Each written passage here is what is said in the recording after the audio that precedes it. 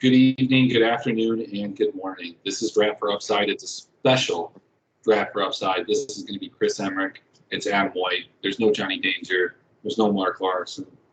What we're going to talk about? We're going to talk about some PGA Championship. How you doing, Adam?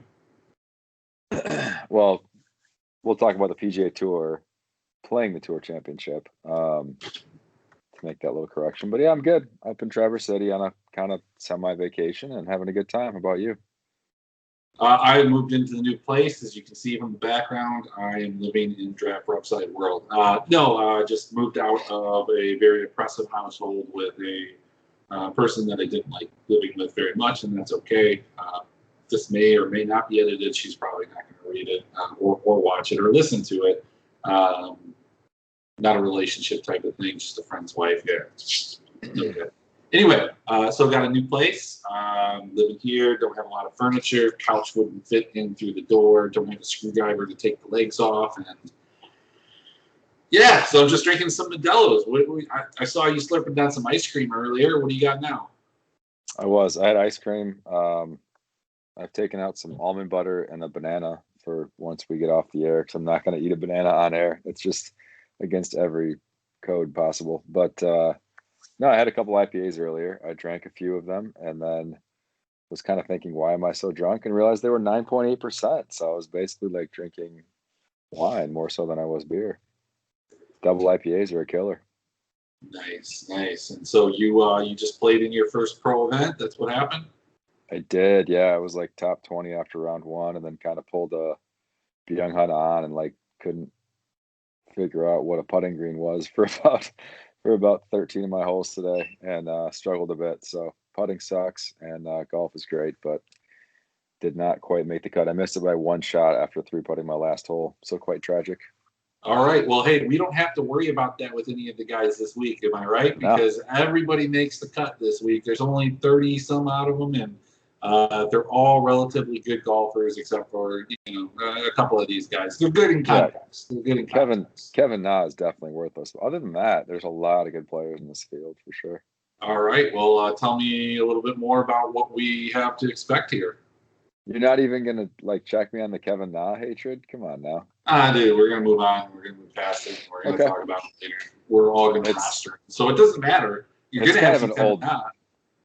No, it's kind of an old bit though now. I gotta find someone or something new to pick on about your golf opinions. Maybe we'll find that today since it's just you and I. Yeah, let's get right into it. Well, Eastlake is a pretty long par 70. There's only a couple par 5s this week, so I am definitely not waiting par 5 scoring. We have a great field. Obviously, it's the top 30 for the year as far as how the FedEx Cup does it, which might not be ideal, but is there any way we can get you to just steady your camera instead of the oh, sure. It was like dude, my leg twitches on air. I get nervous. Sorry. Felt like so it was on Titanic. Yeah, we're good. I'm off the boat. The ship has been steadied. But yeah, a lot of long par 4s in this golf course. Not a lot of great scoring opportunities. You're not going to see a whole lot of events here where the winning score is under like 12 or 13 under. So, 15 is like the maximum I would expect someone to get to this week, unless the conditions are just benign and it's very soft. But it's a tough course, one of the tougher. Not as tough as last week, which was great. Did you have a chance to watch that finish? Rahm and DJ? I didn't. You started doing your leg thing again. I did. I stopped it. I know. I'm gonna check you every time. I feel like it's gonna happen at least 6 more times. No, but I was watching the scores, and I can't land my lineup, and I had a bunch of dudes that were at like +8, +9, and still like on the bubble, and I didn't know what was going on. And then I looked at other people's, and I was like, "Damn, shit's getting crazy." So. Yeah, it was. I think I looked at the leaderboard the first time at like 6 o'clock on Thursday, and I thought my PGA Tour hadn't refreshed in like 7 hours, because the leader at that point was like 2 under, and he was alone, I think, in first at 2 under. I'm like, what is happening here right now? So once I saw the replays a little bit later and saw how tough the conditions were, I realized it was going to be a tough week. But Rahm and DJ, man, those theatrics on 18, I wish there would have been fans there, because those 2 putts they hold were just absurd. DJ's to make the playoff and then Rahm's to win the thing. It was just You don't see that kind of thing very often. One of the best finishes in years. Yeah, I can't say that I've watched a lot of other things outside of the League of Legends playoffs. They've accomplished a lot. Last week, a lot of the dogs were able to overcome the favorites. We saw a dominant Cloud9 team from the spring split miss out on Worlds, even miss out with the Vietnamese teams not being able to go to China because Vietnam's like, you can't come back if you leave. So they're like, yeah, we're not leaving. So a lot of people were urging Riot to allow the fourth seed from North America, fourth seed from Korea, but they just decided to revamp the playoff structure as it is. So that's what last week was, and that's what this week will be upcoming on the weekend. So can't say that I'm going to catch a lot of this. Probably going to have to sweat it out in my DK lineup, which is going to definitely have some Kevin Knott. But let's get right into it. First thought when you opened it up, I think you said you had the same thing that I did as we started talking, but Dustin Johnson just what? That's a lot. It's a lot of money. What is he, like $15,000? 15.2? It just 15. You certainly open it up and go, wait a minute. And I love that they offset that a little bit with the low pricing and guys all the way down to 5,000, but that's just a shocking number to see. I mean, if you can pick somebody who finishes in the same neighborhood as DJ as far as total points, whether it's JT or Rom or one of these guys up top, you can build a heck of a lot more efficient lineup from top to bottom. So they priced DJ right out of my interest. I just can't do it. Well, tell me why would he be priced that way when you have people that have very similar, course history that are much less expensive, anywhere from Justin Thompson. I'm sorry, I've got a couple Modelos. Justin Thomas. We've got Bryson, and we've got Xander, all that have phenomenal course history that are just a lot less expensive. You could probably fit all three of those guys into a lineup with one Kevin Na and another sprinkle of somebody else or whatever, what have you. Like, why is he so expensive? His recent form has been ridiculous, and I think DraftKings has been looking to experiment with pricing a little bit the way they did this week. But the guy that stands out to me a little bit below DJ is Rory at 9.7 because his course history is fantastic. He's won 2 of his last 3 starts here. The one that he didn't win was Tiger's 80th victory, where he was in the final group and just played like shit in the last round, but still finished 7th. So Rory to me is a no-brainer at 9,700. He's been trending in the right direction. Played well last week. Was in contention until Sunday. I can't ignore Rory at 9,700. I actually started off a few lineups with him, like going Rory, Hideki, Xander, and you can still kind of like what you got those last 3 guys if you start there. Well, let me ask you. I mean, that begs the question: if you're like immediately off of Dustin, like, do you think that if DJ can win this, that he's viable to win it, obviously. Can you build a good lineup with him? Like, do you think that that's the play? Do you think that this is going to bring down his ownership by not having as many people on him because of some of the leaps that you have to make? And then, the idea is that if that leap happens with the player that you put into the lineup with him, you should cash, right? Like, what's his ownership going to look like? I don't know. We don't have Mark. We don't have Danger. We're not looking at ownership. We don't give a fuck, really. But for the point of this conversation back and forth, we kind of need to know. But, let's just say it's at, I don't know, there's 30 fucking golfers and 6 slots you have to fill in. It's still like, to me, it's still like minimum 12%. You think he's 12%? I think he's minimum. I'm sorry. Yeah, I think he's minimum 12 in this field, as well as he's been playing. There's going to be some casual money in there. I still think he's, with only 30 guys in the field, still at least 12% owned. What do you think his cap is? Like, let's make an over/under bet here. For highest ownership? No. Where do you want to put an over/under on DJ's ownership? Well, that's what I'm saying. I would say over/under at 15.5. Okay. You want the under? You want the over? I would take the under. I'll take the over. How much we bet? $20. Let's do it. Immediate you can send it to me within like a month or? Immediately. as soon as the ownership comes out on Thursday. Awesome. Are you working this weekend? Like, are you busy? Oh yeah. Like, for sure. Yeah. I'm teaching a lesson. I'm starting a lesson in about 12 hours back in Ann Arbor, which is 4 hours from here. So good times. Yeah, I'll take that for sure. Under 15 and a half. I mean, you got Rahm right there coming off a win. Right? Say you that can again. do so in Ann Arbor, Community Golf. We'll put the info somewhere. He'll fix you up real good. I've seen all the videos. It's fantastic. Hey, it's there. All right, hey, eating the banana. Couldn't wait. Okay. Couldn't resist. So JT too. I mean, he's got 4 top 7 finishes in the last 4 starts. JT loves playing golf in this region. He's from Alabama originally. Like JT, if I feel like JT has a better chance to finish top 5 in DraftKings scoring than DJ does. So therefore, I'm very interested in JT this week. Rahm, I think, will be too highly owned because he won last week and made the putt to beat DJ. So everyone's going to look at him and go, "Oh, he's like 2,500 cheaper, and he just won last week." I like Rahm a lot, but I'm not going to pay what he costs, given that Justin Thomas is cheaper and Rory's cheaper. Just doesn't make sense. So those are kind of the guys I'm interested in. Morikawa still, I mean, he's a good play, but I'm not sure his familiarity with the golf course, and he's still kind of riding that PGA Championship high. So I don't like him at his price.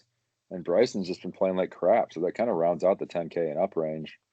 And then we come down to one of my favorite ranges, like the 8,000 and 9,000 in this tournament. Okay, well, who do you like from there? Any comments from you on the 10K and up range? Or I know you said you haven't done much research. No, I mean, I think I kind of, said the guys that I liked, and you know what, Bryson I liked, just recent form last week. Let's not talk about that, but he's been on fire this year. But yeah, look at Rory's course history, look at Xander's course history, look at JT's course history, and all of these guys have done, very, very well, significantly better than their counterparts here. I do like putting some Dustin Johnson in a couple of lineups. It just depends on how many you're going to play. I think that if you're playing one, I don't hate putting him in that one. And I think this is a situation where you can play 3 to 5. That's probably what I'm going to do via the CS:GO and League of Legends winnings that I had this week, and get a little frisky here in the golf, and hopefully win $1 million if that's even offered. I don't think that it is, but if it was, well, okay, 500,000. You know what? If I win the 500,000, I will pay out the $1 million earnings to yourself, Danger, and Mark. I was super happy that Danger paid me his coaching fees, much less than he should have. But that was at my behest. I told him to reinvest it.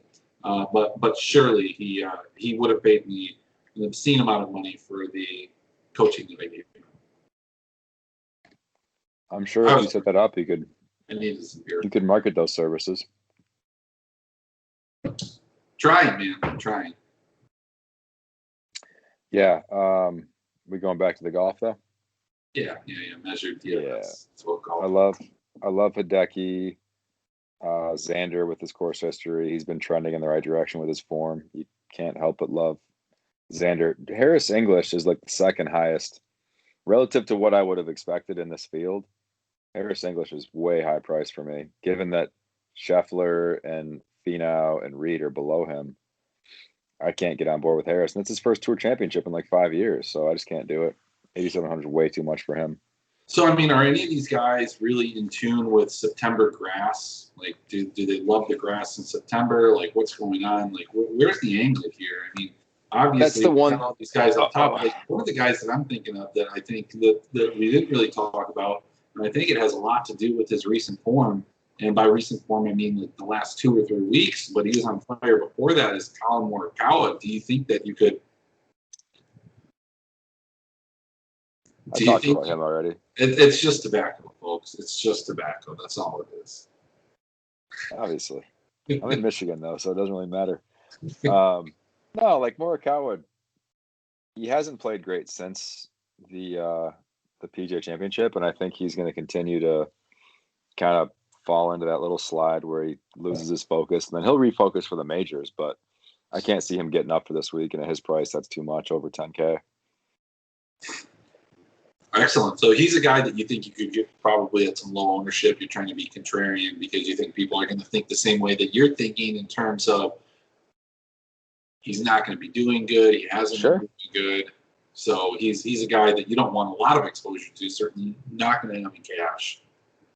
But he's a guy that certainly he has the ability to win this. Almost all of these guys do, but him probably more so than some of these guys that we're going to talk about.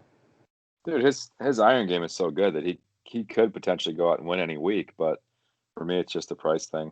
I love Morikawa long term. I think I've been saying for over a year that he's the best of that young trio between him and Hovland and Wolff, but just this particular week, I'm not going to be on him until he drops in price for like the U.S. Open or something, and then ownership drops too. All right, so let's get into this sub 9K. You've mentioned a couple of these guys already in Xander. Really like him. I like him too. I always like him. The guy's got an X at the beginning of his name. How can you not like that? Seriously. It's a good name, Xander. I mean, if I ever have a son, I might name it Xander. If I get another dog, I'm going to name it Xander. If it's a boy. If it's a girl, it's kind of weird. Maybe I can still do it. I don't know. But who else in this, let's say 8 to 7? Let's go all the way down to Hatton, like anybody in between there. Like we got some Sun JM who's, perennially in the top 20, but that's not a accomplishment this week. This is true. Yeah, I guess there's only 8 guys between 7K and 89. So yeah, that's basically one price range for us. I like Xander a lot, as we mentioned. I'm starting to warm up to Patrick Reed a little bit, and I definitely love Finau in the 8K range. I'm probably not going to end up back on Reed because his form has been terrible. And then Scheffler, I mean, the guy is just an absolute birdie machine at 7,900. So it's hard not to like Scheffler. Sung Jae, I'm talking myself into. He trended. I think he shot a lower round each round last week at the BMW, and Jesus, sounded like there was a gunshot over here somewhere. And I think he's a player that thrives on confidence. So I think he's gonna see some positives this week at 73. Brendan Todd, I'm kind of lukewarm on. I'm not really that excited about. Harris English, I said, is way overpriced. And that's really about it. Ty Hatton, maybe, but it's his first time playing this event at Eastlake, so I can't really jump on him either because it's a course that relies on kind of knowledge and history there too. Okay. I do love Kiz though, right at 6,800. I love Kiz. Yeah, we'll get into that. What is it that you like about Finau? What's the allure there? I could see Finau winning this week. I can't say that about many other guys in his price range. His talent is immense. He's been trending in the right. He was in contention until Sunday last week, much like Rory. Didn't play great on Sunday, but he's a guy that you would not be surprised whatsoever if he won on any given week. And he's had two top 10s in the last 3 years here. Now those were both 7th place finishes, so it's not like he was just finishing barely top third of the field. I think Finau has the ability to top 5 in DraftKings points pretty easily. Yeah, I guess my hesitance is that I just never get him right. I think I had him at the Northern Trust. I had him at the St. Jude, and I think those are the only 2 times I played him, which you can relate why that's not going to work. So that's fine. That's my fault, though. It's not his fault. I mean, a little bit. He didn't play well those weeks, but you rostered him. So I don't know. He normally plays well at Torrey Pines too. So either way, well, let's get in. Let's get down. Let's get dirty. Let's start talking about these guys under 6,900 because there is not a $6,900 guy.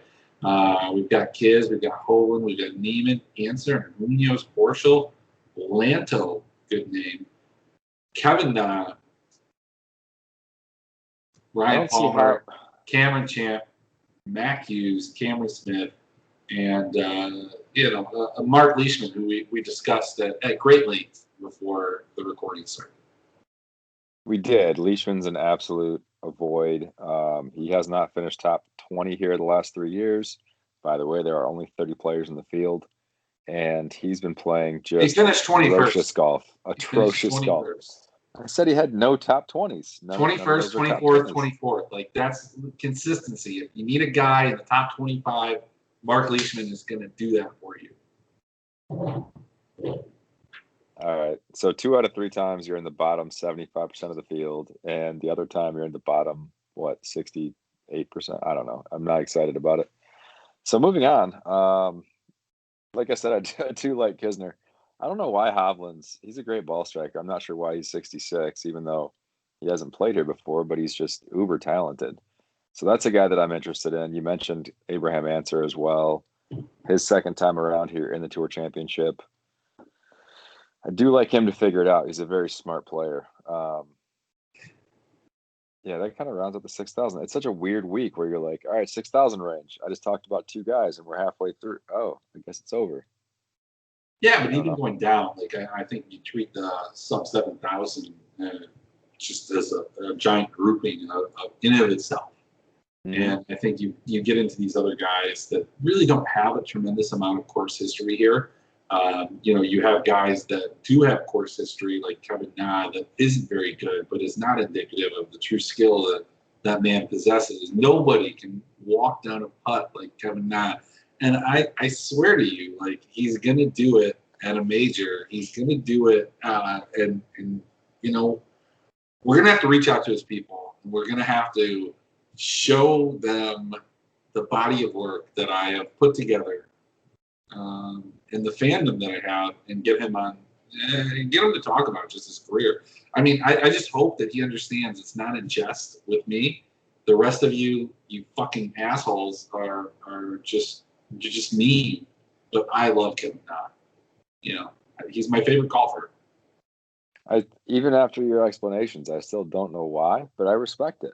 Sometimes there's just an irrational love for somebody. I mean, he wins at least once a year, right? It's not like he's a terrible guy. He's in this. He's in this tournament. He does not. You're not bad if you're in this tournament. Like, if he wins about once every 2 to 3 years on tour. That's not true. That's not true. All right. At best, he wins once every 2 years on average since he started on the PGA Tour. Who cares about starting? Give me since we started the podcast.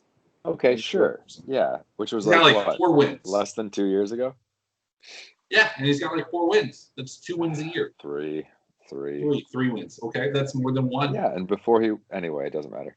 I'm not going to waste energy talking about Kevin Na. Well, when you say he wins every year, and we've only had the podcast for 18 months, it's not that impactful. He's incredible, don't get me wrong. But anyway, I don't mind Sebastian Munoz. He has no course history, though. I do like Billy Horschel at 5,700. I think a guy like Sebastian Munoz is going to be overlooked because nobody knows who he is. You're probably right there. I mean, we are talking about general public, and he just played really well last week. Yeah, I could get on board with that guy for sure. I think that's a really good play because he is. Even just somebody like me that's just looking at some really base level, top level, front page stats. You got Abraham Answer, and if you've been playing, he's had some really good tournaments. You can look at his logs. Yep. They're really good. And then under that, the President's Cup last year too really shined some light on Answer when he played Tiger and singles. Yeah, he's definitely a name that people are going to jump on down below. Munoz could go very overlooked. This Horschel's a multiple PGA Tour winner. Munoz won once, but it was fall swing this year. So you look through his game log, and it's really not anything that's impressive, and that's what some people are going to look at. I mean, obviously, he had a really good tournament at the RBC Heritage. Northern Trust did really well there too, but outside of that, just not exciting. No, not at all. He did have that sweet stretch though last fall when he first came on tour. He had a couple of good finishes, and then he won an event, which is huge for a new PGA Tour player to win that early in his career. But Yeah, I could see jumping on it. Maybe he just plays well this time of year. I don't know. That was like September, October, his good run. So we could be right in his wheelhouse. Yeah, Horschel 57 looks good. And then after that, I'm pretty much going down to Cam Champ, and I don't love Mac Hughes. Yeah, down this very low range, I like Cam Champ the most for sure. What do It's a you have course against that you need to drive it long, and he does that. like What's that? Mac Hughes is like the quintessential. Like I feel like he fits in with Sebastian Munoz and those dudes that just like killed it in Northern Trust. But like everybody killed it at the Northern Trust, right? Like that was the tournament where like everybody just shot super low scores, and then last week was the week where everybody couldn't put the ball in the hole, and so you're going to have skewed DraftKings scoring based off of box scores, right? Yeah, Mac Hughes does typically compete better against good fields when the course plays tough, which it did last week, and that's why he was such a good value. Actually, he's the reason why I finished so high in that tournament last week, like 15th or whatever it was out of 4.4K, because Mac Hughes was 1.9% owned and finished sixth or something, fifth. Um, and he does play better at courses that, the winning score is more like 8 to 10 under par instead of 20 or 25, like a lot of these events. So I don't hate that from a scoring perspective, but I don't think the course fits him very well.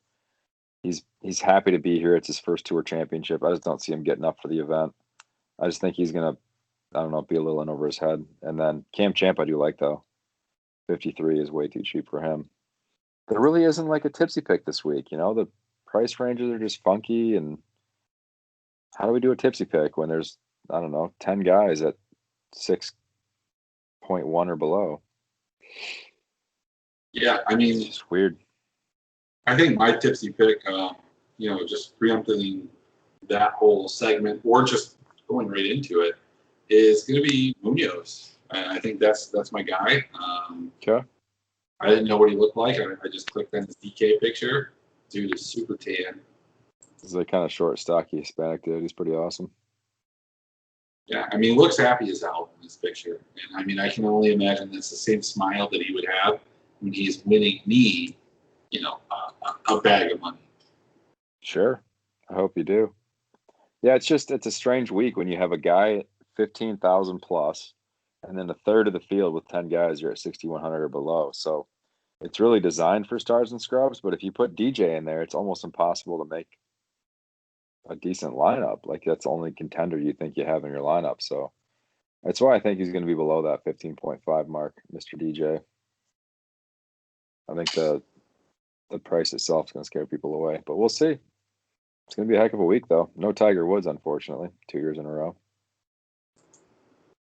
I'm just putting together a lineup real quick right now, and I'm sad about I'll have Tiger. you know that I fit in DJ very comfortably. Only because you're playing Na and you're playing Munoz and you're playing Mac Hughes. Like, Yep. Okay. Who else?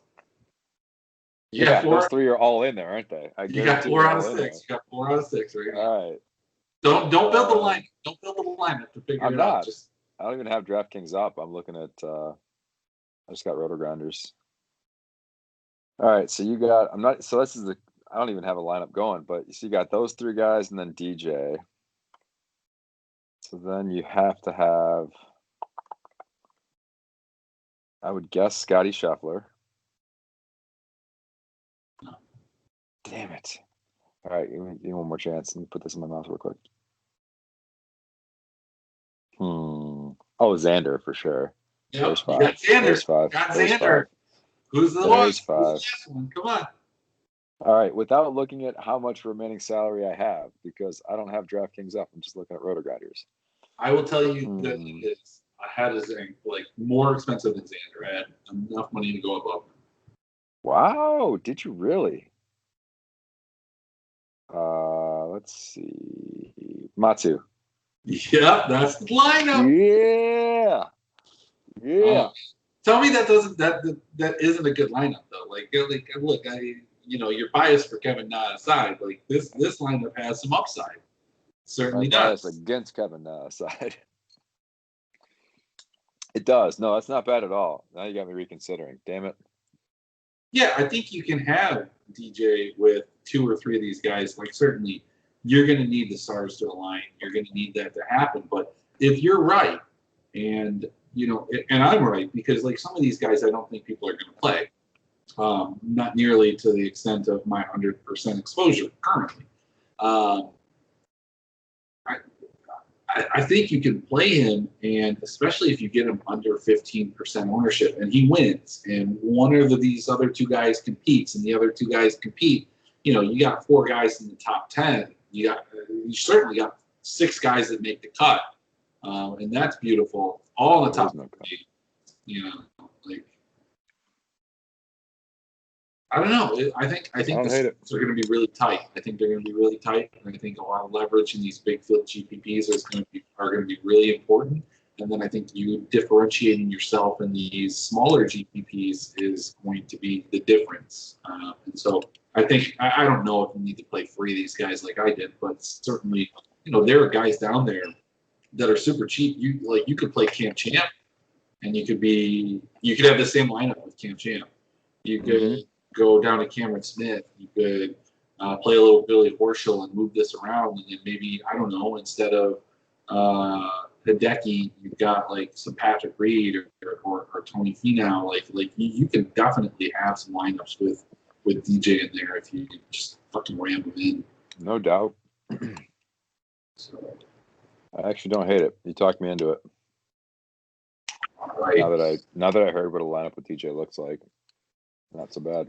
Yeah, like here. So let's make a lineup real quick before we go. I'm going to make a lineup that you approve of. I don't hate the last one. It's just you're going to do it without DJ though. No. I'm going to do one with DJ that I think you could get behind. I mean, like you like the last one, but you're going to love this one. I would go up to Answer from those super cheap guys. Stop it, of course I am. Huh? All right, so here, and you can go any DJ, Cam Champ, Answer, Finau, Horschel, Xander. And you could do Matsuyama, you could do Berger, you could do English, you could do Reed in that same lineup. I have such Berger hatred since he got expensive. I can't. I'm just saying that you have options there. For sure. So I think that putting a couple of those guys at the lower price really makes it so you can do a lot of things. But I mean, in that same regard, you could go. Just do this. This is where I finish on my first lineup.